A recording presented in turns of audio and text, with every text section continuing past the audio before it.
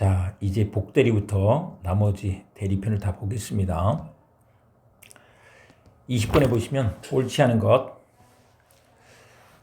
니은번에 복대리는 본인이 선임한다 그랬는데 틀렸죠. 복대리는 대리인이 자기 이름으로 선임한 본인의 대리인이죠. 네, 그래서 본인이 선임하는 것이 아니다. 디귿번 복대리는 선임행위, 즉 복임행위가 대리행위는 아니죠. 대리행위로 하면 이건 자기 이름으로와 다르죠. 자기 이름으로 하는 것이기 때문에 대리행위가 아니다. 본인의 이름이 아니에요. 본인의 이름으로 하는 것을 대리행위라고 하는 거죠. 네, 그래서 디귿번 틀렸고, 그 다음에 복대리를 선임했다고 해서 대리인의 대리권이 소멸하는 게 아니에요. 소멸하면 안 되죠. 이 복대리권은 대리권에 의존한 관계에 있어요. 선배 라인 타고 일하고 있단 말이에요. 그래서 대리권이 소멸해버리면 안 되는 것이죠. 자, 21번 옳지 않은 거. 니은번 보시면 복대리는 원칙적으로 다시 복대리를 선임할 수 있다라고 했는데, 이 복대리인이 임의 대리인이죠. 그래서 선임할 수 있는 것이 아니다. 승부를 낼 때만 할 수 있다. 승부를 낼 때. 법정 대리는 언제나 복인권이 있죠. 그것과 구별이 된다. 네, 이렇게 드시고 22번 보시면 옳은 것을 모두 고른 것은 기억번에 복대리는 대리인 감독을 받는다. 대리인 선임했으니까 대리인 감독을 받아야죠.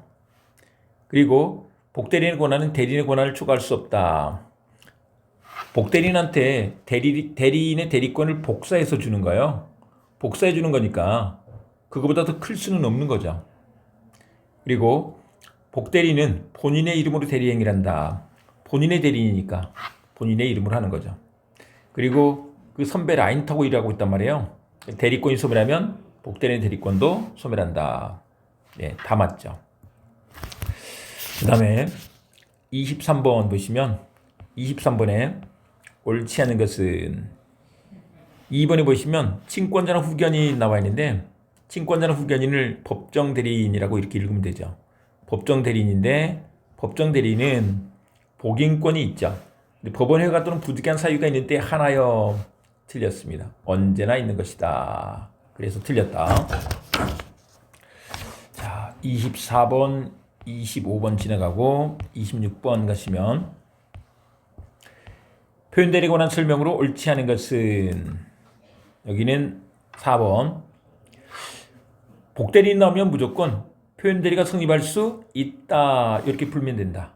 그래서 4번 정답이고, 그 다음에 27번 가시면 옳은 것은 나와 있는데 3번에 본인의 성명을 모용하여 자기가 마치 본인인 것처럼 기망하여 본인 명의로 직접 법률행위를 한 경우 표현대리는 성립될 수 없다 그랬는데, 성명을 모용하게 되면 이 사람이 지금 그냥 한마디로 본인 행세를 한 것이지 대리행위를 한 게 아니죠.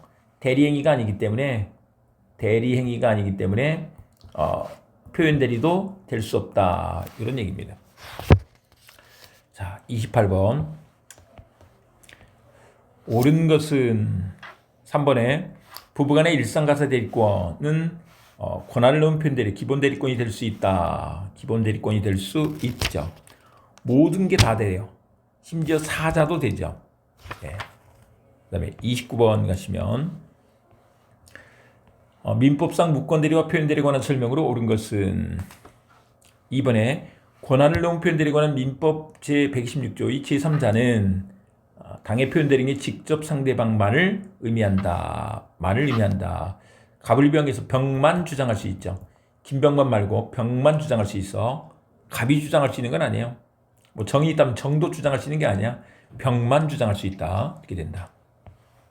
그 다음에 30번 보시면 대리에 관한 설명으로 옳지 않은 것은 1번에 대리행위가 강행법규 위반일 때 표현대리가 성립할 수 있다. 강행법규 위반은 무조건 무효인데 표현대리가 될 수 있는 게 아니죠. 대리권이 있어도 무효야. 네, 그래서 1번 정답.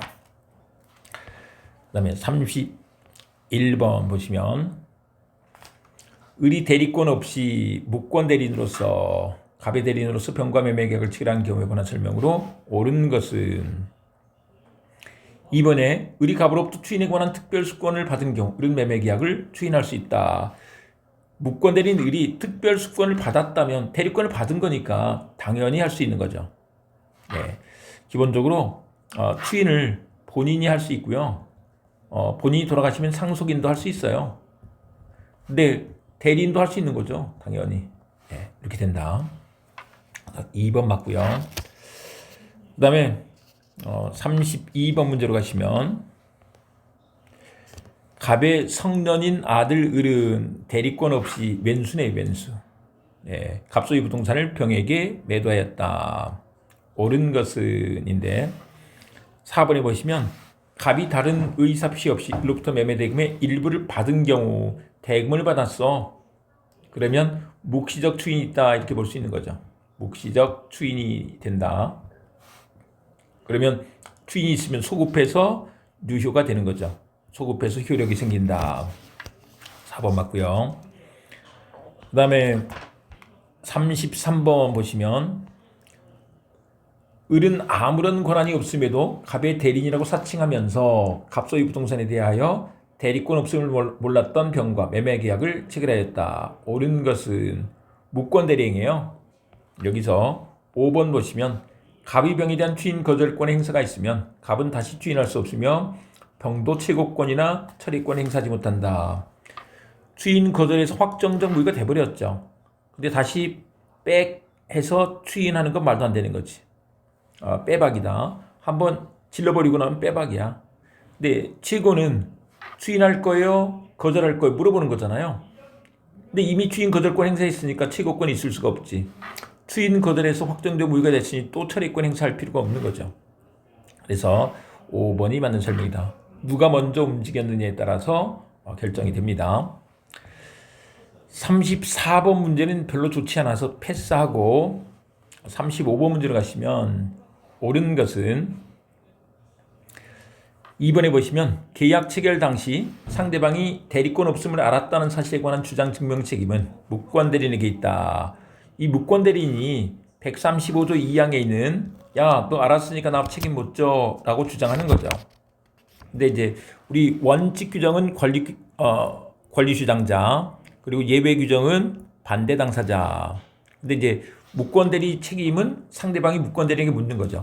그래서 상대방이 원칙 135조 1항을 그리고 무권 대리인이 예외 규정 135조 2항을 주장 증명한다 이런 얘기입니다. 네.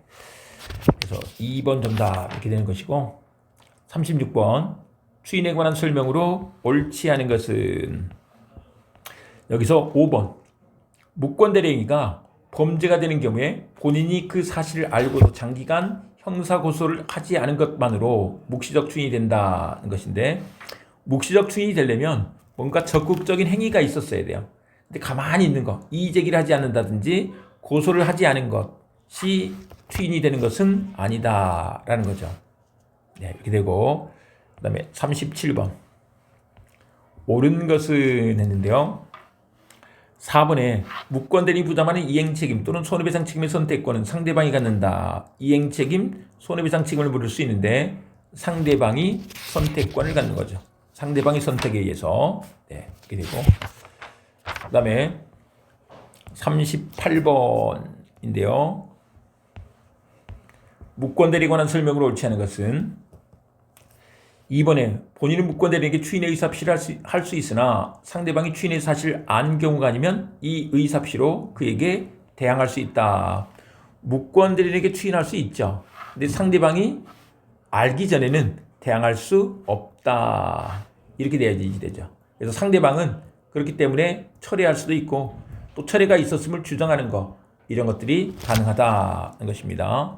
틀렸죠. 그 다음에 39번 보시는데요. 옳은 것은 4번에 선인 무권 대리 상대방은 본인이 추인하기 이전에 철회할 수 있다. 철회는 악의자가 못하죠. 철학스. 선의자는 철회할 수 있다.